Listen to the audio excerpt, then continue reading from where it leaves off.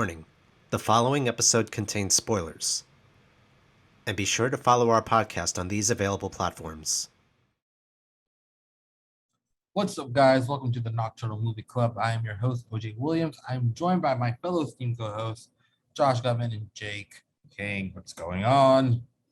Not much, man. How about you? Good. Shit. Jake, movie news. What's happening?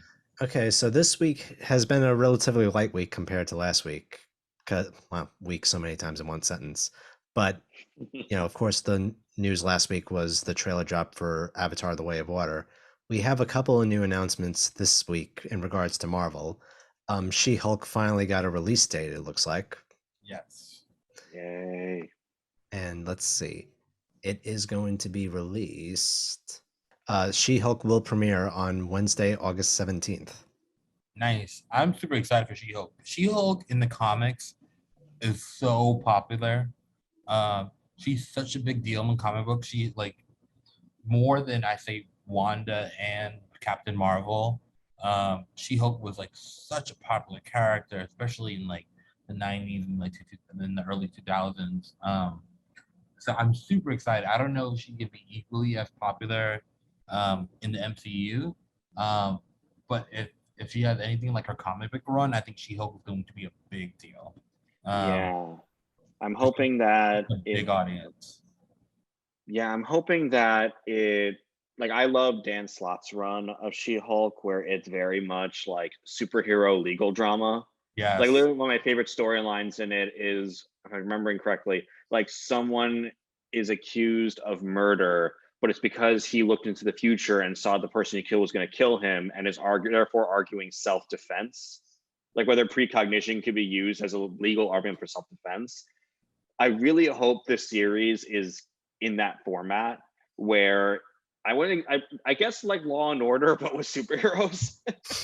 Which is rumored to be the case, especially with like Matt Murdock possibly showing up, and a plethora of like other Hulks, which I'm excited about. The Hulkverse. Hulkverse. We're getting into the Hulkverse. Abomination. I mean, I'm not sure what's happening with Red Hulk, being with rest in peace, William Hurt. Maybe we'll get Hulkling, which would be great because the Young Avengers are on the way. We'll see. We'll see. We might get Hulk's son. We just also Cho, who's a different Hulk.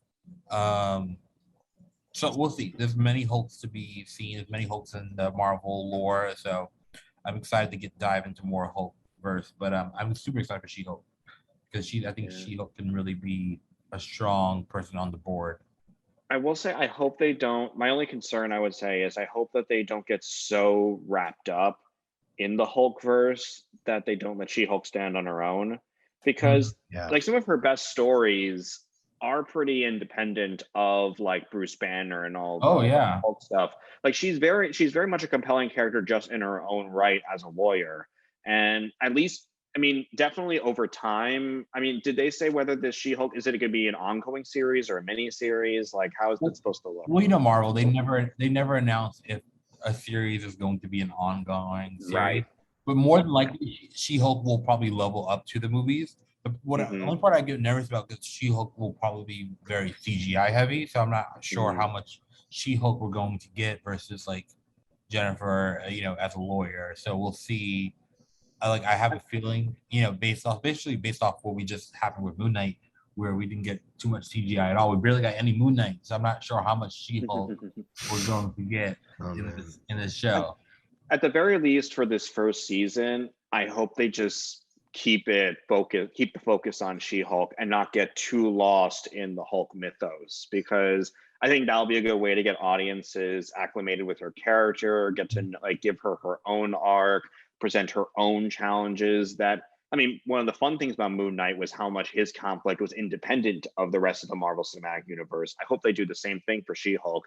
And then if they get to like a season 3 or something, then get her in with the rest of the Hulks. Well, it's gonna be different because like with Moon Knight, there was no connection to any of the Marvel characters, where She-Hulk is directly connected to one of the the founding six. So, which obviously, Mark Ruffalo's Bruce Banner is going to be heavily featured in the show. The difference between like Bruce and Jennifer was like Jennifer loved being Hulk in the comics. She like enjoyed being Hulk. So I hope they explore that. Yeah. Where like Bruce's character was always afraid of the Hulk. I mean, towards the end, like at Endgame, we saw like Professor Hulk, which I'm sure like he'll take what he learned as Professor Hulk and merge the two for her. Because the whole point of when you become Hulk, you lose control of your mental and all that. But with She-Hulk, that was never the case. It's so interesting. And She-Hulk was one of the first Marvel heroes to like, we have a female Hawkeye, we have a female Iron Man, a female Thor. She-Hulk was one of the first, the first versions we got a female version of, which is why I think,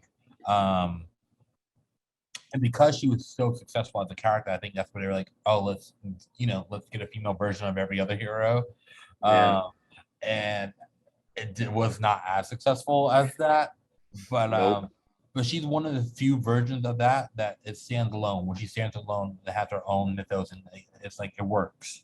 So not that the other was like we love Kate Bishop's Hawkeye, and Ironheart does have her fans, and so does Mighty Thor. So does Jane Foster's Mighty Thor. She has her fans as well, but it's a different level of She-Hulk.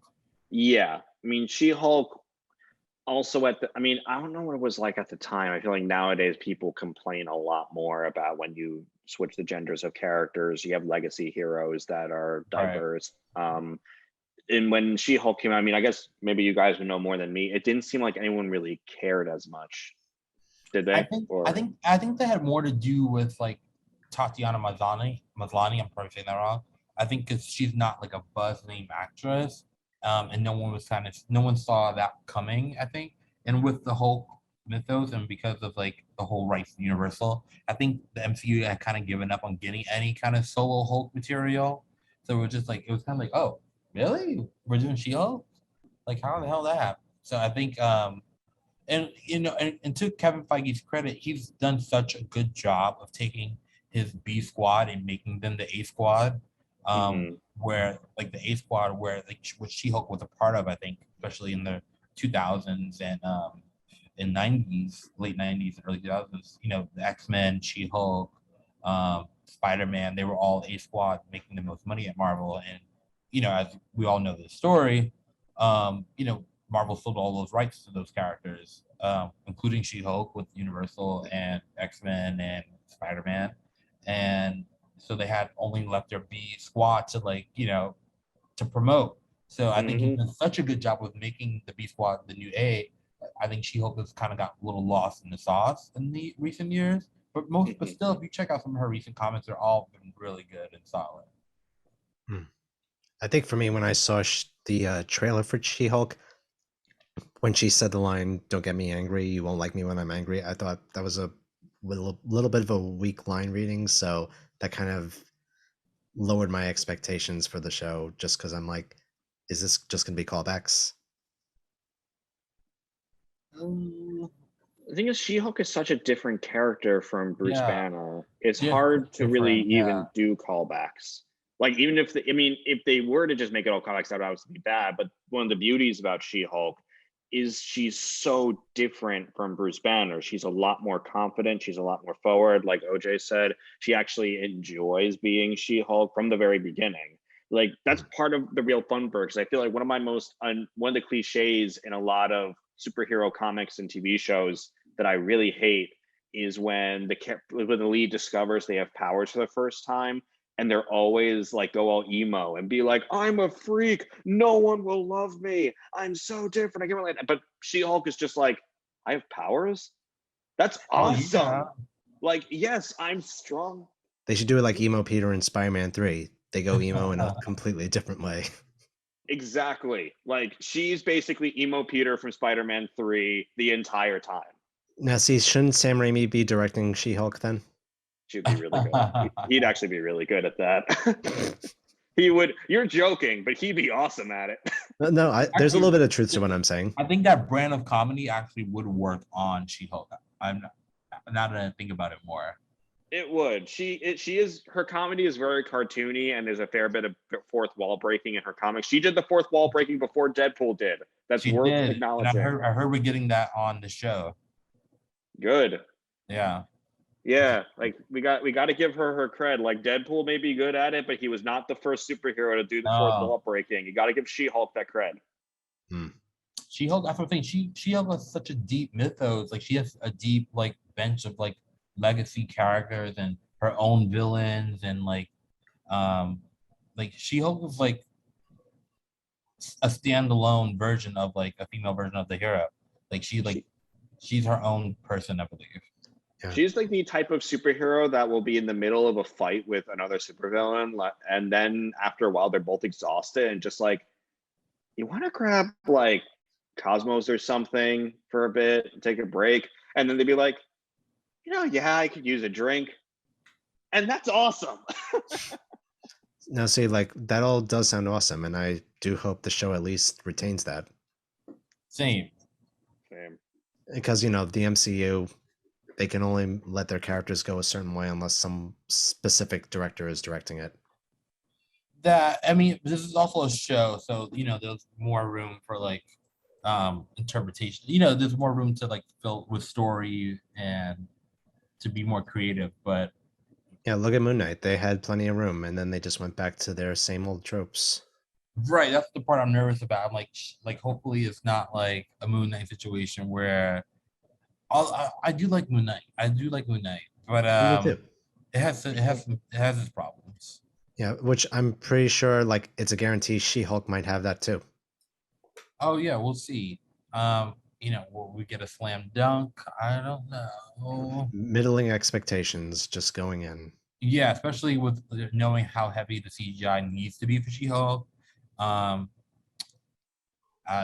expectations are very low. Couldn't they get Dick Wolf to work on this? I'm just saying. Like you can afford it. You can afford it. Like a Dick Wolf She-Hulk series. I'm just saying, Marvel. You have the money. Try saying that 3 times fast. No. I'm not surprised. Hollywood is often running out of ideas of stuff to make. Okay, question. Which novelty song would you want a musical biopic based to be made about? So does it have to be like a one-hit wonder? A one-hit wonder novelty song, like something like that. Like for me, it would be probably Scatman. That would actually be really nice. Like he's had a very interesting life as a jazz singer, got really heavy on drugs, then got clean, then got into techno, and he became big in Japan. I feel like there's some story there. I'm not a musical fan at all, but if I had to watch a musical based off one song, maybe like My Neck, My Back, maybe, or something like that could have like, I'm thinking theatrical, like poles and more poles and spectacle, especially based off Jesse Williams' recent play. That's getting a lot of buzz. So you're being a lot more respectable than what I was thinking. I was just thinking the Scatman dude who combined techno and scat jazz music. Oh yeah, some thought behind it, some thoughtfulness. In my case, I'm not going to be respectful. I'm not going to be ambitious. I just want to see something out of this. I want to see a movie based on the song "Are You Jimmy Ray?" Oh my god! Like, because there's nothing that interesting about the song's background, but like I just want to see them do something at least a little funny with it. Where like this kid who wants to be like an Elvis impersonator, they give him a pop song that's basically the new Ice Ice Baby, and it pretty much just halts his career. That's so sad. But I can see it. I can see it though. It sounds like a Broadway play. It sounds like a dark tragedy, like a very hilarious tragedy. Like he just wants. And the tagline is "Who wants to know?" It might be off Broadway, but it sounds doable. Honestly, like that's the only real one-hit wonder I can think off the top of my head that I want to see something more out of. Other than that, what else? What else would there What be? about what's it called? I'm too sexy for my shirt. Hmm. But the thing is, Sounds like a Vegas show. Or a cartoon. the whole movie cartoon. is him being so sad that he can't connect with anyone because he's just too sexy for everything in life. Like it's basically Magic Mike, but with that song, like he just can't connect with anyone because Okay, he's too okay. sexy. So He what- literally can't wear. He has to wear a shirt all of the time, otherwise his entire life falls apart. So we went the drama route. Okay, all right. Still sounds a little Vegas, but I'm into it. You know. Yeah. And so going back to what I was saying before about Jimmy Ray, like how he actually wanted to go in the footsteps of Elvis, Baz Luhrmann has just put out a statement saying that the Elvis movie that he made is pretty much the same as Apocalypse Now. He's comparing it to that. I have so many questions. Me too. Like just the headline alone got my attention. It does. I still have zero interest in seeing this movie. Oh, am I allowed to say that? It's okay. I don't know if I The can three say people that. you say who watch our podcast, they'll probably agree. Okay, because Warner Brothers called me about this already. They were like, we want you. Like, are you okay with the Elvis movie? I'm like, What does okay mean? like, Do you want it to exist? will black people be okay with the Elvis movies? What they're calling me for? Ah, I often get this call a lot with studios, where they're like, are you gonna see that? Like, is that something you're gonna go see? Like, are you excited for that? I'm like, and you'll be like, no, I don't like musicals. I'm like, ah. my honestly, my biggest concern with it is, so the Colonel is one of the most like famous examples of exploitive managers in music history. Like he's the guy that basically made it so that Elvis barely saw like a cent of real money. And they're having him played by Tom Hanks, and he's the narrator. And most of the scenes in this trailer seem to be portraying him in somewhat of a sympathetic light, or at the very least an empathetic light. And while I can't judge anything until I see the movie, that has me very concerned. It would not be the first time that Baz Luhrmann drastically misunderstood a character. Cough, cough, Daisy and Great Gatsby to cough, cough. No, you know what the funny thing is? As you described it, I'm like, yeah, this is nothing new to Baz Luhrmann. Yeah, like he's very surface level. He does not do nuance at all, and you kind of got to go in expecting that. Like I am excited to see the Elvis movie as a spectacle, like just as something with a bunch of lights and colors and music I actually like. But I don't think, I would be very surprised if it gets even remotely deep. Yeah, I mean, it's planning to. That's the plan. The plan is to get remotely like deep is like relative, but the plan is to like go in deep. But I don't think they're going to address anything of like his controversial, like his music stealing or any of his like moments that paint him too much in a bad light. I don't think they're gonna go there, but wonder if they'll cover the production of Clambake, his worst movie. I know the miniseries did that from the one with Jonathan Rhys-Meyers. Oh yeah. I'm trying to remember. There was Jonathan Rhys-Meyers. So promising. There was one movie that Elvis did that I would actually be interested to see if they cover the production of. I'm trying to see what it was called, because it was like one of his darker movies where they actually let Elvis be more like play a more experimental and edgy character. They let him act. Letting him act basically. I'm trying to look up what that one was called again.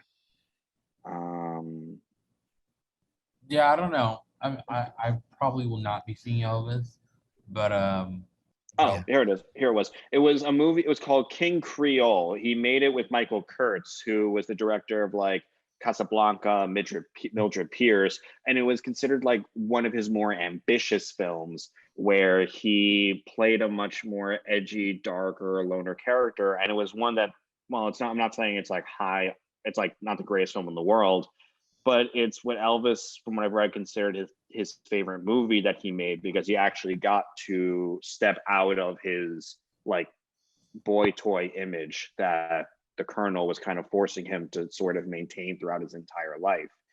And it's something I would want to see explored more in an Elvis movie, because in a movie about Elvis, because I do find the idea of an artist being constrained by their manager will be something a lot of modern artists could relate to. It's also a side of him that isn't usually explored. Like, he did have these ambitious desires to be an actor that never got satiated because of the movies that he was being forced to do. And that's a lot of pop stars. Yeah, but it seems like Elvis never really caught a break, like a real, like let's say Academy magnets, compared to someone like Lady Gaga. Yeah. Yeah, because I don't see many people like putting Elvis Presley movies, even his best ones, putting them up there like as all-time classics. They just seem too obscure for that. Yeah. They're obscure, and also they're just not very good. Like, they're fluff. They're fluff, but there's a tragedy to them. Like, when you watch them, I mean, yeah, if you just see them independently, it's like, okay, this is kind of fun, it's kind of silly. But when you know that he wanted to do more and he wanted to do better, and all he has is King Creole, and that's it. And King Creole's actually pretty good. It's really sad, and it's something that a good Elvis movie would be able to draw a lot of emotion and power from. Yeah. By the way, another piece of movie news. This also somewhat relates to music. They just announced a sequel to one of my favorite comedy movies. This is Spinal Tap. What do you guys think about that? There's enough material. There's plenty to parody right now. Like, I don't know what direction they would go. They would either be building off of the current trend in pop music, or they could go into basically the fall of the rock genre and how it's lost a lot of its relevancy in modern years. Like, how indie rock has basically just become the go-to for commercials nowadays. When was the like last? They would just be doing like jingles for like Kachava or something. They would be an Apple commercial. Their music would be used for an Apple commercial. If it hasn't already. If it has, then dear God, would like modern filmmakers have plenty to mine off of. I think this is the perfect time for this Spinal Tap movie. When did the last one come out? That was like 76, I believe. 84. Oh wow. I was really off. Oh wow. Yeah, I'm excited. Yeah, because Spinal Tap just like gets funnier every time I watch it. Yeah, this could be really cool again. And the music is so different now. Like, there's so much more you can do. I'm trying to think who's still alive. Well, who's going to direct it? Do they have a director yet? Let me check the article again. Oh man, you get Fran Dresser back. Rob Reiner will be coming back to direct, and he'll actually be playing the documentarian again. So I guess it's going to be like a follow-up to his previous documentary. I'm down. I'm so down. I love Rob Reiner, and I love mostly everything he does. So yeah, I mean, he doesn't have the best track record, but I think Spinal Tap was something that was very personal to him. So I at least feel a little confident about this. I just hope it doesn't go the Zoolander 2 route. Well, I guess building off the Zoolander 2 route, I agree. I hope it's not just a cameo fest. Yeah, but well, not only that, but also like telling the same jokes but weaker. That too. If they do another like shark sandwich joke, it's like, come on, we've seen that in the previous movie. What have they done since then that we can laugh at? Shark sandwich better be the title of the movie, though. I don't even want it to be called This is Spinal Tap 2. I want the movie to just be called Shark Sandwich. Or even better, if it's bad, shit sandwich. That's it. Better if the movie sucks, that's going to be like the first line of every negative review. This is Spinal Tap 2, more like shit sandwich. I feel like a critic has done that before, like use shit sandwich in their headline. Of course, of course. But what cameos would you want in a Spinal Tap sequel? Like, what would you? That's an endless list. Like a Dave Grohl, like a Dave Matthews, like people who can actually act and who are funny. Like I think Dave Matthews is pretty funny, and when he acts, if you've seen his other movies, Eminem can be funny too. He's actually funny at times. he's actually really funny. So like guys like that, I think would be really fun. I feel like Lonely Island's gonna be in there at least once. I don't know. Like, I don't know how I feel about. Yeah, I would prefer not. Yeah, I mean, they did great in Pop Star Never Stop, Never Stoppin', Yeah. but they had a very Yeah, they specific did. parody line with a music documentary. Spinal Tap feels a little different. It does. It'll be a different tone, but I would be down. I feel like there's going to be some sort of moment in the movie where they have a clash with what modern music sounds like. And one thing Lonely Island has usually been really good at is recognizing popular sound, like what exactly is in now and what modern music sounds like. That's why their parodies work so well. Yeah. They would, I think, be good antagonists as long as like they don't lean too hard into the personas, which is when they usually become a problem, and they play like a realistic modern SoundCloud band or something. Yeah, I just don't want it to get very pitch perfect. Like I don't want it to go that route. Oh, with what's her name, Ruby Rose in Pitch Perfect 3. Yeah. I can't, and I forgot so much of Pitch Perfect 3, but there are some things I still do remember about it. Yeah, some things I'm still haunted by, and that's one. It was such an unnatural movie to come out, like especially following. Yeah, we're getting a series. So it's a series now. Yeah, we're getting a Pitch Perfect series with Is that fan base still around? Who? Is the Pitch Perfect fan base still a thing? And they greenlit a series with Adam Devine. I would imagine all goodwill was lost with 3. Like they really jumped the shark with that one. Adam Devine's getting his spin-off series, Pitch Perfect 3. He wasn't in Pitch Perfect 3, but he's in Pitch Perfect 2. Wait. I thought he was in Pitch Perfect 3. No, he wasn't in there. I know Anna Kendrick's boyfriend wasn't in Pitch Perfect 3. Did Adam have a cameo in Pitch Perfect 3? I don't know, maybe. And by the way, I just want to mention in this so far in this podcast, how is it that I'm talking more about Pitch Perfect 3 and less about She-Hulk? Well, let's bring it back. What did you guys think of the Avatar trailer? I think it's starting to grow on me. Okay. It's fine. Like I like not knowing what the story is really going to be. I'm fine. As you guys know, I like knowing as little as possible going in. It does at least doesn't feel like I've watched the whole movie in the trailer, like the Top Gun, like that Top Gun sneak peek that came out where they literally showed maybe 10 minutes of the movie.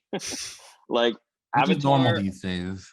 It's normal, but it's annoying. Like at least Avatar's keeping itself close to its chest. Some of the shots do look beautiful. Like I love the underwater shots. That one part with the Navi and the whale, I thought was really beautiful, was really lovely. Although I do have to admit that looked like the opening shot of Sanctum, the one that James Cameron produced. Well, like I said, it looks fine. I don't have a strong opinion yet, but I'm sure that when I see it, I will feel something. Yeah, we'll see. Like, I don't know. Like, the part of the big draw last time with Avatar wasn't obviously, it was, as everyone calls it, space Pocahontas. Spaces with wolves. Right. Like the draw was like the technology, and this time he's really like pushing like this whole like he's like has this new underwater technology where underwater has never looked like this before and all that. So I don't know. Yeah. Aside from that whale shot, like I did actually like a lot of the underwater shots in this trailer. Yeah. Like it looked clear. Well, good. I hopefully, Ryan Coogler can borrow some of it from Black Panther. We'll see. I don't know. By the way, speaking of Marvel, we got one more update, and this news came from you, Josh. A head Marvel writer is saying that America Chavez is going to get either a standalone movie or show. Mm-hmm. What do you guys think about that?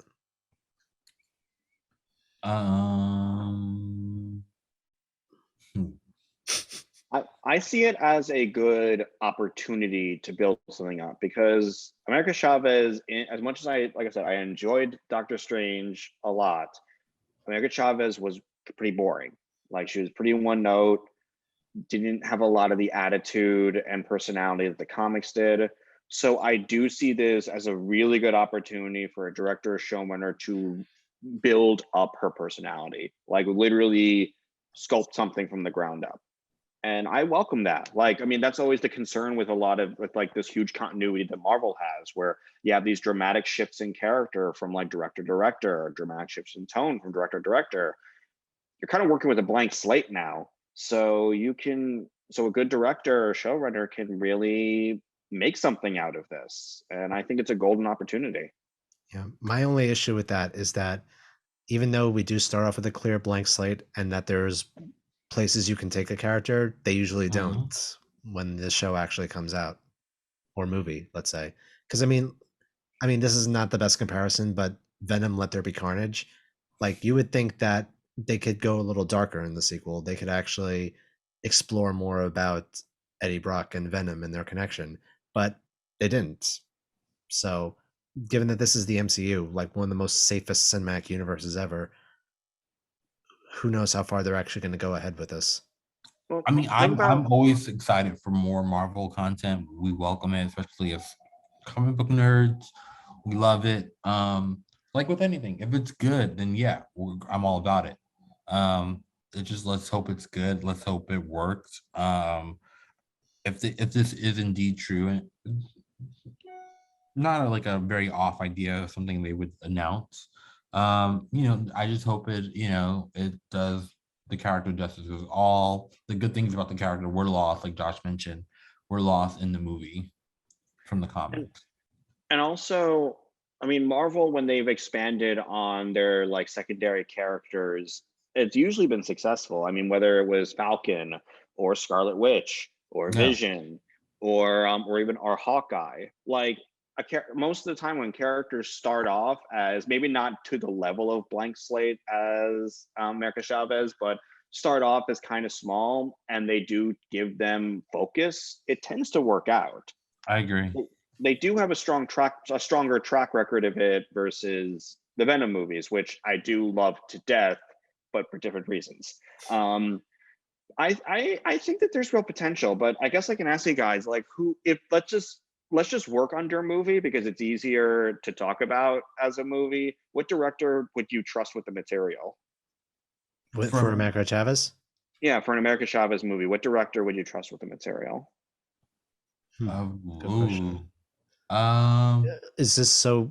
Would this be based off of what we already saw in Multiverse of Madness, like to build off? It would be taking America Chavez from Multiverse of Madness, but then giving them like their own movie with their own focus, working under the knowledge that this person will basically be in charge of showing her real personality and a narrative that's strong enough to make her memorable. Let's see. Okay. This would be odd. No, I don't know. If it's a movie, obviously, which I don't think this will be, it'll probably be a TV show. Yeah, probably. But if it was a movie, I would probably consider Lin-Manuel Miranda. Ooh, do tell. Explain. I think he would understand a character like that. If you read the comics, you would know what I mean. It's very some parts of it are very in the heights. And I think, obviously Lin-Manuel did In the Heights, and I think he would understand America Chavez and like the kind of flavor that the character would need. And I'm sure he would also would love to like dip his toe into this kind of like action type of stuff and not just be like pegged as like the musical theater geek, He'd want to spread out a little bit more. Yeah. And this would be like a good opportunity for him too. Especially with heritage wise, they're so connected that way, and it would work. That would be my choice. Yeah, I'm still pondering mine. What would you say, Josh? And one name that came to mind is one that I don't know if I guess a little obscure or not. His name's Alex Rivera. He became known for two things. One, the Mexican sci-fi film called Sleep Dealer. It's sort of a film that touches on issues regarding technology and immigration and social media and connectivity. But this was from 2008, and the cusp of when social media isn't really taken off yet, but was still there. But also he directed this astounding documentary narrative hybrid called The Infiltrators, which was about literally these Hispanic high school kids that will infiltrate ICE detention centers in order to free people. So I think that having a director that has dipped a toe a little bit in political social commentary and sci-fi would be able to really make America Chavez the more aggressive character from the comics while still making it like politically relevant and having the fun sci-fi flair at the same time.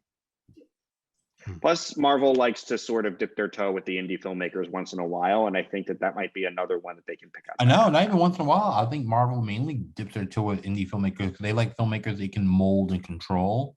So very rarely do does Marvel get a big name director. I mean, it's not just Marvel too. Star Wars does that as well. Yeah, Jurassic Park did it too. Well, I mean, no, I don't know about that with Star Wars. I think JJ was a pretty big deal before he signed on to do Force Awakens. Yeah, but I mean, like Gareth Edwards. I mean, he made Godzilla before, but he was known in the independent world too. Yeah, and Rian Johnson was, I think, mostly known for Brick before this. And Looper. Yeah. And Looper, right. And Looper's awesome. I love Looper too. Yeah. Gotta give Looper its love. Jake, your choice? The funny thing is I'm still pondering. I'm keeping in mind the political commentary and the action and the character of America. I mean, part of me is almost suggesting Ava DuVernay based on her work on A Wrinkle in Time. Oh, I like that choice. That's a good choice. That's a good choice. Especially based on A Wrinkle in Time, where she was a lot more fantastical and a lot more fantasy oriented. That is, America Chavez is a very fantasy oriented character. Yeah, exactly. That's a great choice, Jay. For the record, I didn't like A Wrinkle in Time, but I do think that there's potential for her to like. The vibes were there. The vibes are there. The vibes are there. And I wanted that New Gods movie that she was going to do for DC. That we didn't get, so it would be great. She can hop over here, and she almost got the Black Panther gig. To direct the sequel? No, the original. It came down. It was like her. She auditioned for the job. She did not get it. But I would love to see her do something with MCU. That's a great choice. Jay. Yeah, has she directed anything like, or has had any movies in development since A Wrinkle in Time? Mainly TV. Mainly TV. And producing a lot. But yeah, mainly TV though. All right. And documentaries. Yeah, her documentaries are really good. Yeah. 13th. Oh yeah, 13th, and then what was it called? When They See Us on Netflix. Was that a miniseries? It was a miniseries, but it was superb. That one was fairly recent, wasn't it? Yeah, it was like maybe 2 years ago. Might be 2018, 2019. Maybe 2019. Yeah, definitely not 2020. Definitely 2019 or 2018. But When They See Us is also amazing. She would be a good choice, honestly. Yeah, she'd be a great choice. I love that. That's a good one. We're going into what have you guys been watching lately? You want to go first, Josh? Okay. Movie wise, I've been kind of all over the place for this past week. I mean, just recently I did sort of a blaxploitation kung fu triple feature just for fun. Started with The Boss from Fred Williamson, which was sort of one of his big magnum opuses as not just lead actor, but also producer and writer, and was one of the main inspirations for Django Unchained, and also has D'Urville Martin, who is the director of Dolomite. So it was that one was so much fun. I forgot about Dolomite. Wow. Oh my God. You want a good day? Just watch Dolomite, Human Tornado, and Petey Wheatstraw, The Devil's Son-in-Law, and you're gonna have a good night. That's So funny. when are we coming over, Josh? When are we going to do this? We'll talk after the podcast. But I watched that because it's so much fun. Surprisingly bloodless, but also very violent. And Fred Williamson is just badass the whole time. It's just, there's no subtlety whatsoever. It's just killer. So I watched that. Then I watched Jackie Chan's The Young Master, which he both stars in and also was one of the directors on. Incredibly fun, funny, and brilliant early Jackie Chan movie. Like some of the most I have never seen just a bench used as a weapon so beautifully in my entire life. They literally, there's a scene where they're fighting with benches, and that was just incredible. And then I watched Troubleman, which was I think unfortunately the only film that Marvin Gaye did just composing for, which is a shame because the soundtrack is just brilliant. Story was a little bit, it was all right. I mean, it kind of just rested on its lead performances, but the story, like, it was fun but kind of petered out a little bit. And then I went to the theater and I saw Petite Mamey, which was the sequel, the sophomore film from the director of Portrait of a Lady on Fire. Oh, And I heard about that. it was a very heartwarming movie. It's about this girl who is going to her mother's childhood home because their grandmother passed away. And when she ends up periodically, when she goes into the woods, going to a treehouse, going back in time and seeing her mother when she was 8 years old. And the character's 8 years old. And it's a very touching and unique take on a coming of age story because you saw her, basically she's already seeing her mother in her most vulnerable state as she's mourning the loss of her own mom. And through this experience, it's beautiful seeing her learn what her mom was really like just as a person, like seeing her mom beyond just as a parent and more as her own person. And performances of all the young actors were brilliant and very well done. It was also a short movie too. It clocks in an hour and 13 minutes. Oh, Which nice. is rare these days. So rare. And that's why, like, look, short movies. We need more short movies. Well, Saturday Night Live got Netflix to make a section for that. Exactly, and more power to them. Like, this movie is one that shows like a movie doesn't need to be 3 hours long to tell a compelling story. Like, highly recommend seeing it. You know, it's funny. I was actually on a film production today, and we actually started talking about movie lengths, and they actually had quite the opposite opinion. They're like, if a movie needs to be 3 hours long, it will be 3 hours long. Well, I mean, the length of a movie should be as long as it needs to be to tell its story. I mean, you have your Ben-Hurs and Lawrence of Arabia's where, yeah, they're 3 hours long, but the pacing is so good and the story is meant to be, it had this tremendous weight behind it that it makes sense that it's going to be 3 hours. I mean, the Avengers movies wouldn't work as 90-minute movies. No, we needed Endgame to be 3 hours. It worked. Exactly. Actually, Endgame could have been 90 minutes, I would say, because, you know, we all came just to see the Avengers come back. True. They need to find those Infinity Stones and do all their time travel shenanigans. Yeah, but they could do that in a montage, though. And don't get me wrong, I did like Endgame. Black Widow's death is just a montage. Oh wait, that happened? Yeah, like it cuts to 5 seconds. Oh, Black Widow's dead. Okay, moving on. But yeah, but yeah, like I like, honestly, like, I'm all for like a movie should be as long as it can be, but like Judd Apatow's Funny People didn't need to be 2 plus hours, and like The King of Staten Island. Black that out. No. Like, I like Judd Apatow, but his comedies are way too long.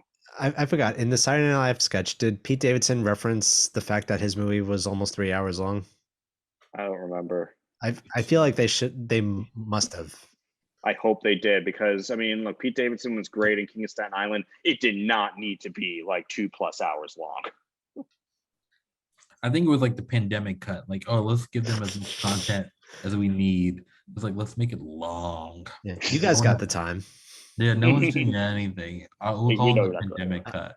I would like to know somebody who like just binge watched all the Judd Apatow movies like in one day of the pandemic.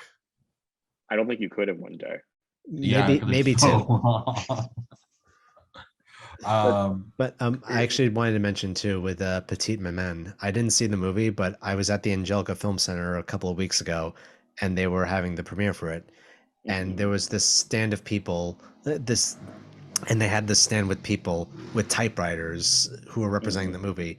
You got to go up there and have them type out a Mother's Day poem and have it sent to your mother, Oh, I love that. which I thought was like a That's very so nice nice. gesture to have with this Yeah. film, All considering right, the That's so marketing sweet. team. Yeah, Very no, that's a nice. good one.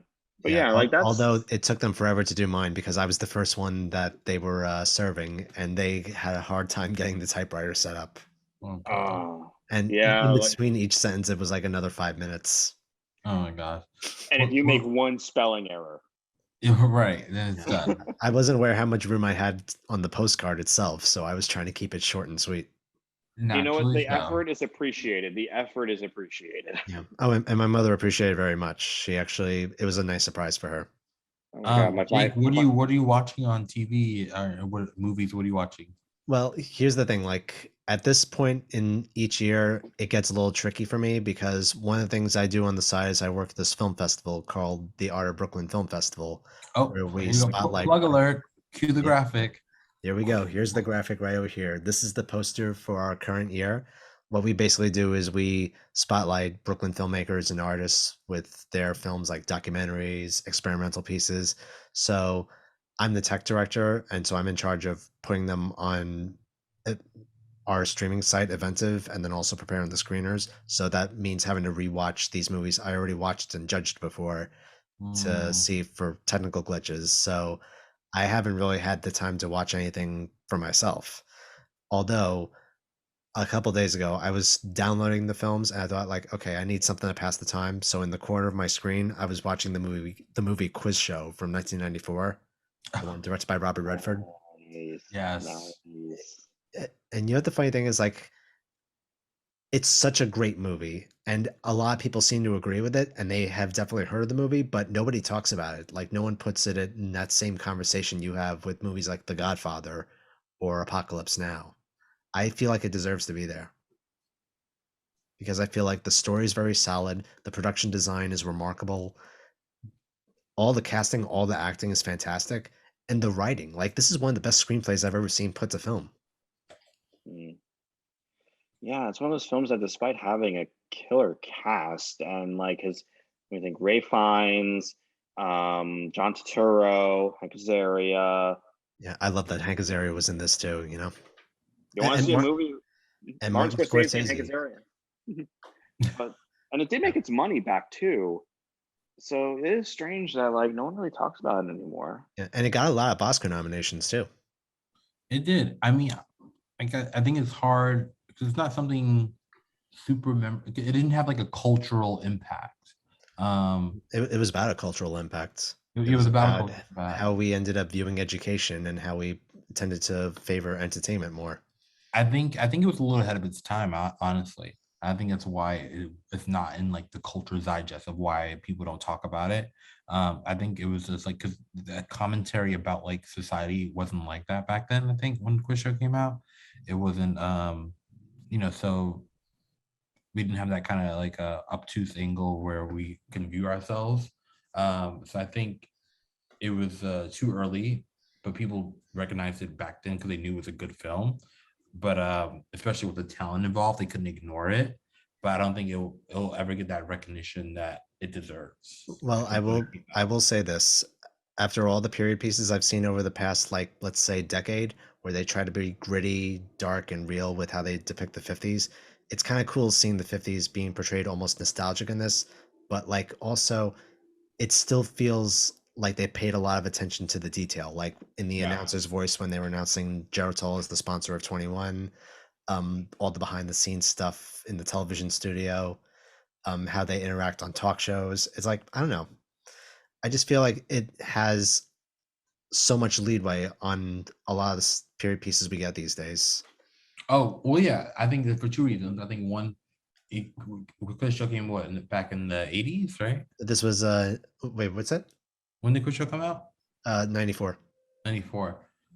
I think the people making Quiz show probably had better or like more ties to like the 50s, But I we think were already celebrating the 70s and the 90s. That's true. So like they really had to go back. I feel like if Quiz Show had a revival that came out today, it would resonate with so many people. Like I mean, if you get any theater to just do a revival for Quiz Show, I think elements of whether you could tie it to social media fame, you can tie it to internet distraction, you could tie it to viral, like going viral at all. I think that there's enough thematic relevance to today that if it were to sort of come back, it would find its audience. So now I have a question for you. Like, let's say, because Quiz Show was about the 21 scandal, what would be the 21 scandal for like a revisioning of Quiz Show, the new Quiz Show? What would be the topic we would choose? What would be the event? So many scandals to choose from.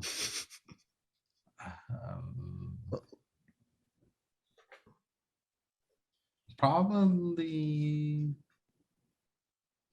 the Johnny Depp trial. No, just kidding. No, we'll save that for Ryan Murphy. Oh God, Ryan Murphy's gonna kill that. Like Ryan Murphy will make that a mini series. It's coming. Did Ryan Murphy ever make a courtroom drama? Oh, People vs. OJ. Wait. American Crime Story, People vs. OJ Simpson. That, oh my God, how did I not know that? I was like, because I don't watch it. We all kind of forgot about that. We really all did, and I can never forget a show with my name in it. And it's interesting because like they just had another season with the Beanie with the Monica Lewinsky scandal. Yeah. Yeah, maybe because as much as American Crime Story like is about these famous controversies, they don't, I feel like they don't have as much nuance as Quiz Show did. No. Totally so different. Because I felt like really invested and interested in the conversations that were had in Quiz Show. Like I'm not kidding when I say that I loved the screenplay for this film. Oh, you know what I would do with Quiz Show? I would do like all like the moms. Well, I think Ryan Murphy might be already doing this, but like all the Hollywood moms like paying for those kids to go to school. That whole scandal with like Lori Loughlin, I believe her name, from Full House, paying all those kids like paying for them. I remember. Like they were paying for their kids to like get better grades or something. Yeah, or they were using their celebrity clout in order to help get their kids through school. Yeah, they get in school like lying, to like paying coaches to lie and saying they were on like the row team and stuff like that, and just to get those. Maybe I would do that for Quiz Show. Maybe I like that. That's a good idea. Yeah. By the way, I just want to say for the record, so Felicity Huffman was part of it, but William H. Macy didn't get charged. I keep thinking of that scene in Mystery Men where they accidentally kill Captain Amazing. Someone says like, we killed them, and William H. Macy's like, what do you mean we? I was right here. I'm surprised no one's used that as a meme for that. Yeah, William H. Macy has somehow come unscathed. It's really yeah, because I would imagine he would be behind the scenes of this whole thing too. Yeah, you would have known it. It's like Matt Damon and Ben Affleck with Harvey Weinstein. They knew. Mm-hmm. Yeah, we all knew. I knew. Everybody knew. And even if you didn't know, you had an idea. Well, casting. Yeah. I mean, everyone knew the casting couch. Like, yeah, I was trying to get on it. Yeah, thank you, Steven Seagal, for bringing that to light. Oh, guys, I don't feel comfortable with the jokes thanking Steven Seagal for things. Yeah. No. And by the way, I think we might have mentioned this on the podcast for WandaVision, but like how, Disney doesn't like to mention anything problematic. In the last episode of WandaVision, they name drop Steven Seagal. Like, do you like Steven Seagal movies? But he's like one of the most predatory celebrities out there. Yeah, the guy who literally like he did sex slavery. That's a thing he did. Ugh, that ponytail. Oh. That there's more than just the ponytail now. There's more than the ponytail. What does Steven Seagal even look like? He looks like a Mr. Potato Head with a goatee. Okay, that's being a little generous. He's like a giant red onion with yellow sunglasses. Mm-mm. and like jet black, like oil black hair. Like your hair is not like you clearly put too much just for men. And at his best, he just has like a lot of fuzz, like right at the back. And he's like Oh, always he's sweaty. besties with Putin. Oh. Hmm. Wow, A fitting friendship. He looks disgusting. Ugh. and yet we still have to take him seriously as an action star. Where? Because he made out for justice. Yeah, you know what the funny thing is? Like, Out for Justice, I finally saw that like a couple of years ago. Like, I didn't grow up with it. But I watch it. It's almost a good movie, except he was bad in it. Yeah, I can't at all explain what kind of accent he was doing in that movie. Yeah. Do you know the story with him and William Forsythe? Nah, what happened? He actually pulled William Forsythe aside to give him direction out of nowhere. He's like, "You need to work on your Brooklyn accent." And William Forsythe is actually from Brooklyn. He says, "No, you do." Well, yeah, he's William Forsythe. Don't fuck with him. Exactly. And he sounds very natural in the film too. Like, I'm like, yeah, that's somebody who's like in North Brooklyn. Yeah. Meanwhile, Steven Seagal and like when I saw the film in college, my old roommate at the time, he could not get over the fact that he was just wearing a beret for no reason. Oh, what was that? And no, we don't know. Like he wasn't part of the military or anything. He's just a regular cop. So why is he wearing this beret on his head the whole I love a movie? beret. I'm just saying. I love a beret too. It's not a police uniform. Yeah. Also, I heard that they Fashion icons. the reason they like the movie feels a little weird because they have like a couple of music montages in it is that Steven Seagal was trying to cut down William Forsythe's screen time so that he wouldn't upstage him. That sounds about right. Which was what I'm saying. Like, I felt like a really good movie was ruined just by having Steven Seagal there. Yeah. I'm sure a lot of good movies are ruined just by having Steven Seagal there. Because like when you take him out, like there's a lot of really good crime scenes, a lot of great Brooklyn location shots. There's actually a scene that was filmed like not too far away from my apartment, and I was like, oh man, I remember those stores. I'll add one in there. Above the Law. You could have had just a really solid Pam Grier crime film. Oh, Pam. I love me some Pam. But Steven Seagal's there. By the way, speaking of Pam Grier, I forgot about this. Do you guys remember that Nickelodeon movie Snow Day? Yes, I used to watch Snow Day all the time. I forgot that she was in that, like Snow in a Day. very small cameo. I love Snow Day so much. I don't know. I know that movie by heart. Yeah, I love Snow Day. What's interesting though is like with Snow Day is that like they said that it was originally supposed to be a movie version of The Adventures of Pete and Pete, and I wonder how it would have been received if they went along with that. If they made a Pete and Pete movie. Not well. I don't know. I loved Pete and Pete. That was one of the best kids shows shows ever. It had the ever. Pete and Pete vibe to it, but I love Snow Day. Aw, I'm gonna watch Snow Day. No, I have things. You're a few months late, OJ. I know. Well, next episode of the podcast will just be about Snow Day. That's the only topic. We're all like, I've never seen Snow Day, so maybe I need to watch Snow Day, and then we all just have one giant discussion about Snow Day. For the Christmas episode, we'll watch Snow Day. I had to watch so much stuff lately for work. Like it's just been insane. Like I had to watch The Time Traveler's Wife, on coming soon to HBO Max, with Theo James, and it's not bad. It's interesting. I don't know if you guys saw the original movie Time Traveler's Wife, but it's a different. It's obviously it's based off that, but updated. So much streaming stuff, man. It's interesting. Very few things I get to watch anymore. Stranger Things. I've been watching that new season, which is coming out on Friday. I love Stranger Things, so it's a pretty good season, I'll say. I do have to say, I actually went to the Stranger Things experience a couple days ago, and they got the young cast to film scenes for the experience. Nice. And I have to say, I don't think I ever appreciated enough how good actors these kids are, because they're interacting with the camera like as if it's the entire crowd. So they'll look at different places and smile. like as if they were responding to you, waving to them or Oh, something. they bring it this season. They will bring it. Like the acting is so on point, and it was so because at the party, I saw at the party last night. It was so good to see. They're so young still, and they like really are genuinely all friends, which is nice. And all his friends, all his friends from It were there. They came to support him, and all his little friends from Ghostbusters. Like it's like like this new community of like all these like young actors. I'm like, I'm too old to be here. I gotta go. It's the Wolf Hardverse. It was. I'm like, oh, it's time to go. I'm feeling really old. But it's it's cool seeing these young kids actually be talented. For a while we were getting a crop of young actors who are not good at acting. And now I feel like a lot of these new kids can actually act, which is great for cinema. Because Stranger Things is very cinematic in its presentation.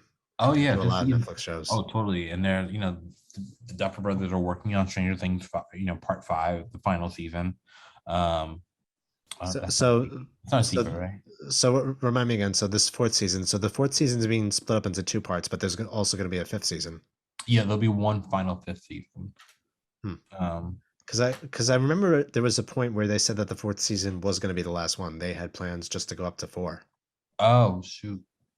So I'm wondering if maybe they're overstretching themselves by doing another one. There's one more story they want to tell. I'm just making sure that I can say that. Let me see. Stranger Things. They're gonna be split up like 4 part 1 and 4 part 2. There'll be a part 1 and part 2 for season 4, and then there'll be Strangers. I don't know how they're going to do. How they're going to release Stranger Things 5. But they probably will break it up again in part 1 and part 2. Maybe do a movie. Well, they view these as movies. That's why they say, "Oh, this is Stranger Things 4. This is not like a new season. This is like Stranger Things 5." Which I always found unique about it. Yeah, same. I love how they present it because to them it's a movie. So I love it they don't call it seasons. No, this is Stranger Things 5. This is the 5th movie. And it functions that way because it's Netflix and it's streaming, so these feel like really long movies for the most part when you watch a Netflix streamer. So that I got to finish Ozark, which I love. I'm a big Ozark fan. And then of course I love my Young Justice on HBO Max. Give me some DC content. One of the few decent properties out there that DC's doing is Young Justice. I'm still waiting. I was going to say, because with all the woeing you're doing with DC, you still retain so much love for them. I do. How could you not? I'm rooting for DC. They're the underdog, which is crazy to say that DC is the underdog. Who and we all have to thank Doom Patrol. Thank you, Doom Patrol, for being the shining light of DC content for the longest time. That show, the way that's the first Suicide Squad movie was supposed to ape Guardians of the Galaxy. Mm-hmm. This one, Doom Patrol, the series, felt like that whole misfits coming together to try and help each other grow out of their trauma that Guardians of the Galaxy was so good at, but still had its own identity. It's insane creativity. The pure joy of Alan Tudyk being just one of the best villains of the DCEU in general. Doom Patrol and also we have to thank probably a big part of getting Brendan Fraser back. Yeah. Well, Doom Patrol is not part of DCU proper. Just everyone's clear about that. Sure. Because we're also getting Brendan Fraser he is joining the DCU in Batgirl. Just FYI, which will be interesting. Yeah. So and this will be him coming off that movie he's doing with Darren Aronofsky, The Whale. Yes. I'm so excited for The Whale. That's going to be really fast. I love constantly looking at the page, seeing if they have any images or a trailer. I didn't love Mother, but I do love Darren. Yeah. I liked Mother. I thought it was fine. I was split down the middle. I'm I like parts of it, but there's parts where I'm yeah, it's a little too obvious what they're doing. Yeah. There's moments. Obviously there's moments, but no. Yeah, my favorite of Aronofsky film by far is still The Wrestler. Oh, As much as I like Requiem for a Dream, and as much as I think it really pushed the envelope for editing in cinema, yeah. The Wrestler I think is probably his most personal work. He's also Black Swan, right? Yeah, Yep, that's my favorite. Black Swan and Pi are my favorite Oh, Aronofsky Pi, films. yes. Yes. Like the most aggressive, beautiful films ever made, especially Black Swan. That's a Like, great way to put it. It's aggressive and beautiful. mhm. I love that. Okay, so now we're back to the fun segment of this show. We're going to cast some upcoming Marvel projects that you guys are, I'm sure everyone does this game at home. So we're gonna do this game here. We're going to play casting director. I think let's start with Fantastic Four. Josh, you are up first. Hit me. And then FYI, let's not go to the obvious with Krasinski. so now that's up. Yeah, no Krasinski. Like we can say like Marvel will likely go with Krasinski, but like who would you like to see in the role if they don't go that route? Sure. If they don't go the Krasinski route, which route would you like Marvel to take the Marvel's first family in? Honestly, I really don't know. I need to think, because my first thought when it came to casting Fantastic Four actually involved the Thing. Oh, Yeah, and this might sound, if we're gonna go kind of on the younger side, which it seemed like they wanted to do at Fox. at Fox for some reason. I don't I think was it would kind of, be Fantastic Four. yeah, I was thinking kind of going Cooper Hoffman Okay. from Licorice Pizza, because he has like this energy, and I don't know, for some reason I see him transforming into the Thing and really bringing the tragedy out of the character because of all the wide range of emotion that he showed in Licorice Pizza. But at the time, I think when I was always planning my Fantastic Four, everyone was younger because that's what they were doing before, and I didn't know if they were going to go that route or not. Like they still could. We don't They know. still could. I'm trying to think. Who would I want for Reed Richards? Sue Storm. We got the Thing. Well, actually, okay. If we're gonna go a bit older, Sue Storm, I always kind of had Maria Bello. Oh, really?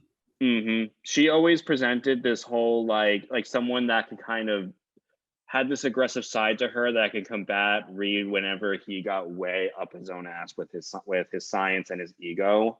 Like someone that could be like, whenever I imagine those two together, who could I imagine handling an argument with Reed Richards and not wanting to divorce him like immediately after?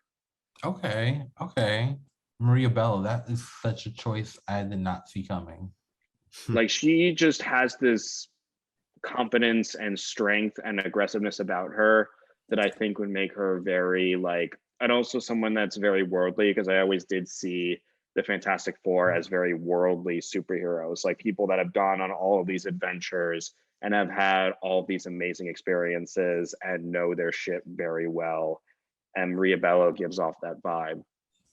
I am very shocked. Okay, what about the Thing?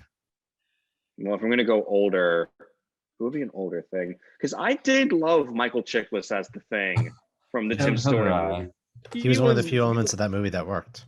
Yeah, like any of the actually good moments I attribute to Michael Chiklis, who would be like a modern version of that archetype. I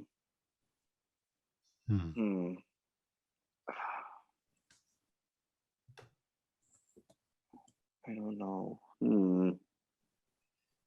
Who? I might need some time to think about this. Okay, we'll get back to you. Yeah, get back to me. Okay. Do some thinking. Jake, who you got?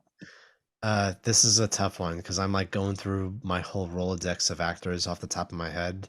Okay. For me, it doesn't matter, young or old. I'll cast as who I might see fit. Again, I'm Okay. still choosing over the top. So for Johnny Storm, you see, I'm looking back at like the Stranger Things actors or the It actors and Uh-huh. see who would be good in those roles. Um, hmm. This is another question I have. Are we so because this is going to be in the MCU, we can't Correct. have actors who were already in the MCU? That's true. Not necessarily, because Maybe it's Mahershala Ali. it's Mahershala Ali. Well, kinda. Mahershala Ali is kinda, but Gemma Chan was in Captain Marvel That is true. as And Minerva, and she's also in the Eternals. what about an Angela Bassett as well, too, right? Angela Bassett is very much in the MCU. Yeah. Okay. So then it would have to be like people who were like in smaller roles before. Very small, or they were unrecognizable. Hmm. Oh man, I've never felt so stumped by a casting decision. Okay, okay. Do you guys want me to go? Yeah. Yes, Yeah, you please. go. You go. We gotta think. Okay. So I'm gonna start off with um Sue Storm. I'm going to go with Jessica Chastain. Hmm. I think she wants a Marvel redo after that X-Men Apocalypse. Dark Phoenix. Dark Phoenix, sorry, It after was so bad we forgot the title. It was so bad we forgot the title. I think she would love a redo at this. And I think, she has her new Oscar cachet, or where she's like fresh off an Oscar win. I think she would love to like be in something this big, and she has a lot of friends in the MCU already. So I'm By gonna the go, way, I'm sorry to interrupt you, but go for it. if we're going on Marvel redos for Reed Richards, maybe Michael Fassbender. No, because I um, think Michael Fassbender was so iconic in as Magneto. Like I think I, it's hard. I don't think. Maybe. I'm, We'll save that when we go back to you. okay, and But I'm from my Reed Richards. I'm going with Ryan Gosling. hmm, I think he has like the Reed Richards look, and also like being like the smart. I think he can pull off being the smartest guy in the room, and I think him and Jessica could look good together as a pair.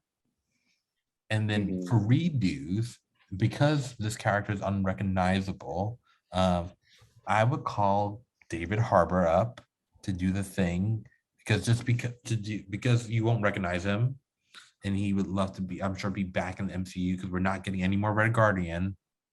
And like Gemma Chan and how she was blue in Captain Marvel, because she was blue, we couldn't possibly recognize her as Cersei in the Eternals. I would go the David Harbour route, but only if we don't have to see him as David Harbour. Only if we can only see him as the Thing.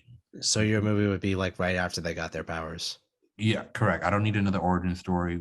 I don't think anyone needs another origin story. Um, It'll be just like the Batman, just takes place like 2 years after they got their powers. exactly. But I think I have a theory of how the Fantastic Four will get into the MCU, but we'll get there. And then for Johnny Storm, I would go the Stranger Things route, and I would do Joe Keery. Yeah, he actually would be really good. Yeah, I think he would be a great Johnny Storm. I don't really watch Stranger Things, so Yeah, Joe I'll Keery take your is word on great that in one. that. Like Steve Harrington is quite honestly, in my opinion, the best aspect of the show. Like Yeah, just he's like the great. arc he goes through. Oh yeah, he's super great. Yeah, I mean, I hated him in the first season, but by the second season, he was growing on me. And the third season, like, holy shit, it's like I'm watching someone completely different now. I agree. I agree. I think I love Joe. And he was great in Free Guy. I still haven't seen Free Guy. Oh, Free Guy is awesome. Free Guy is so awesome. It's Free, so So, Free Guy was fun. Kind of the cameo fest kind of annoyed me, but it was It fun. was, but it's a fun ride. It's a fun Yeah. ride. And it's typical. It's Ryan Reynolds doing Ryan Reynolds, and he has like a routine, and safe. It works. It's Mhm. digestible content. I'm all for the Ryan Reynolds show. Okay, I've thought about. Okay, I think I've got my Fantastic Four casting down. Okay, go ahead. Okay, so starting again with the Thing, because I do want somebody who's a bit on the older side. I would go with Holt McCallany from what's it called? The David Fincher Netflix series Mindhunters. Oh, okay. Because he has that gruff, aggressive attitude that I think the Thing really needs. And because he's supposed to be like, of all of them, he's the street guy that's been through probably the most out of all of them. It would make sense to have somebody that has that look and that presence to do that. Okay. For Johnny Storm, I want somebody that I would kind of take Johnny Storm in a bit of a different direction, where he still has like the fun exuberance, but also maybe I wouldn't say necessarily bookish, but like playboy scientist type of vibe. And I would go with William Jackson Harper from The Good Place. I don't Cheaty. know. He's cheaty. William Jackson. Like, what's fun about Cheaty is like when you see him, he's actually surprisingly more fit than he Oh, looks. really? Yeah. Oh, okay. Like, I think give him the opportunity. Like, he usually plays like the bookish Cheaty, but he's really good looking shirtless, and he's got like, I think he can have a Yeah. playboy vibe if you give him the chance, but I would still make him a lot more interested in science than he usually is depicted as in the comics, just to give him a more modern update. Like, I want to make him a tech bro. I want to make Johnny Storm a tech bro. Okay, you're very interesting pick so far. Okay. And for Reed Richards, I have like movie the more recognizable actor pick, and maybe someone a bit more from TV. One would either be Patrick Wilson. Okay. Just because like he still gives off the very like serious professional vibe, like smart. They still be saying like smartest man in the room type of vibe. Or if I want to go the more adventurer route, which is what I've always been more a fan of in terms of the depictions of the Fantastic Four, Andrew Lincoln. Oh. Okay, I It's like Andrew Lincoln. I like Andrew Lincoln as a choice. Yeah, like I think like you can dress him up to be also more the science type, but because I always want to show the Fantastic Four as, like I always say, like more the adventurers, worldly adventurers and explorers, I think he can pull that off. I would need a scene now between him and Denai's character, Okoye and Reed Richards. That'd be funny. Okay. Okay. I would still keep Maria Bello. And you still pick. That's a very interesting cast. Thank you. All while only one I saw coming was Lincoln. Very interesting. Jake, where are you at? Okay, I've completely given up on being serious with my casting because you guys, I think, have done it best. So I just went ahead and picked some of the worst performances I've seen and chosen those actors in these roles. Okay. So for Reed Richards, I would pick Tommy Wiseau. For Johnny Storm, I would pick Pauly Shore. For Susan Storm, I would pick Jenny McCarthy. And for the Thing, I would pick Steven Seagal. I'm out. Later. Later. I'm done. Good night. Where's this? I seriously can't think of anybody who I would seriously cast. Oh my god. Oh. I feel physically ill thinking about that cast. Well, good. The movie's supposed to have an impact on the audience. So, and it's directed by Seltzerberg. Oh, no. They would direct the parody version. No, they wouldn't. Yes, They'll make the and Doom. What's it called? No. Here's the thing: they'll be directed by Neil Breen. Oh God. um, Well, at least we know they'll be hacking. Lots of hacking. So actually, no. casting choices. Who would your Doctor Dooms be? Uh, that's such a good question. And Doctor Doom is going to be so crucial going forward to in the MCU. That you really want to get Doctor Doom right. Now I have a question. So this is just for me. Uh-huh. So are we talking about serious Doctor Doom, or could I like So- add to my already crazy list of You characters? can go Listen to your crazy. heart. I'm gonna go serious. I'm gonna Okay. go serious, but listen to your heart and just see where it takes you. Yeah. Okay. Doctor Doom. That's such a good question. And I've been thinking about it for a while. You know what? Okay. I actually like Andrew Lincoln for potential Doctor Doom, but I also because Doctor Doom and Reachers are supposed to be kind of like adjacent characters. Yeah. I think the fact that he would work well as Mr. Fantastic or Doctor Doom is a testament to him, why he would, I think, be a good choice. Exactly. But you know, because I've been wanting Norman Osborn to join the MCU, and I'm probably not going to get that. So I was thinking, I always thought Matthew McConaughey would be a great Norman Osborn. He would Uh, be, honestly. He can but play dark very, very well. very well. So I Yeah. can, but I would love to see what his take on Dune might be. It's not. Wouldn't he be a little too iconic though to be Doom? Like people Now always. he can disappear. Like I've seen him. Yeah. There's a movie that I love that he's in called Killer Joe, where he Oh, plays. love Killer Joe. Killer Joe's so good. Honestly, I see Oh, his Doctor Doom performance being reminiscent of his performance in Killer Joe. yeah, Hmm. I agree. I think he was awesome in Killer Joe. So I think a bit of that would be great. I'm trying to think. Yeah, I like Andrew. I like McConaughey. I'm trying to think who else. I would also Michael Shannon. No, I mean he after doing Zod. I mean, like I don't need him in another iconic villain role. It would be a little too soon after Man of Steel. And think plus, so. we're getting Zod back in the Flash. Because I feel like he would do a much better performance as Doctor Doom than as Zod. Like he'd be less over the top, a bit more controlled. We'll see. We're getting a different. We're getting Zod, a different version of Zod, a different variant per se. So, I'm excited to see what they do with Zod. I was thinking he might be too old, but maybe Vigo Morrison. That wouldn't be a bad idea. That wouldn't be. Well, if we're also going to cast older actors, I don't know if he's too old or not either. I love Michael Ironside so much. Yeah. His voice alone, I think, would make him a compelling Doctor Doom. True. His name's literally Michael Ironside.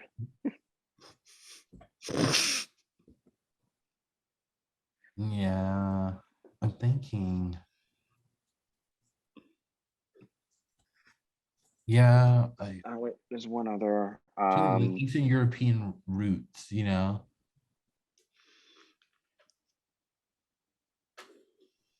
I mean, this one might not be the most European. I'm trying to remember his name. Okay, what about Joaquin? He almost did Doctor Strange. He's too like, I don't know. I don't know if I would cast Joaquin Phoenix. He's not like hard enough. Yeah. At this point in his career, it would just feel like a step back. True, but I don't know why, but it just feels like that. But no, Doctor Doom's going to be a big character for the MCU. Like he's going to like. He's going to be big, but I see him more as like a cold dictator with a massive ego rather than like loopy. Yeah, just like he was in Gladiator. No, Doctor Doom's character is a dictator with a massive ego. Exactly. Yeah. Like Which So, which like, he which he did to Jake's credit in Gladiator. yeah, it's true. I don't know. I guess I was can picturing see it. I can see it. I can see it. maybe. I mean, this one might be a bit cliche, but Giancarlo Esposito. Oh, I love me some Giancarlo Esposito. I love him. Maybe it's too obvious, but I don't care. I think he'd be perfect at it. No. I just see some people being like, "Oh, he has to play every good villain," and I'm like, "Yes, he does." He's such a villain. He's a villain. He's been a villain for so long and everything. Yes, because he's good at it. It's like his entire career has been building to when he can be Doctor Doom. Like, he's just been working his way up the villain ladder. He has for a long time. Oh my gosh, back to like Spike Lee days. He's been a villain in everything. Yeah, Buggin went nuts. Yeah, I'm sticking with Lincoln or McConaughey. I'm just gonna stick with Esposito. I'm just gonna put my money on him. Jake, I'm gonna be like I know you have a great take on this one. I was trying to contain my laughter throughout both of your explanations.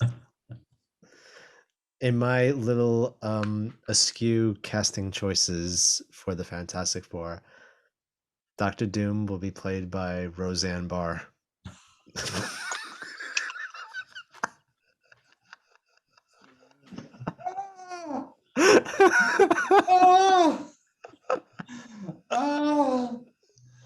Oh no. Shit has gone off the rails. Oh no. Oh my god. Why is that image in my head now? Oh my god. This show has gone off the rails. Oh my god. I'm not gonna be able to sleep. Oh my god. Okay. This is a great way to end it. We will be back next week. Oh my gosh, with that cliffhanger. Get the fan art ready, guys. We want to see your best Roseanne. Twitter army, like Twitter people, be mad about this. Yes. Like, please, Twitter. That is it for the Nocturnal Movie Club. We will see you guys next week. Peace. Take care. Oh my gosh. Bye.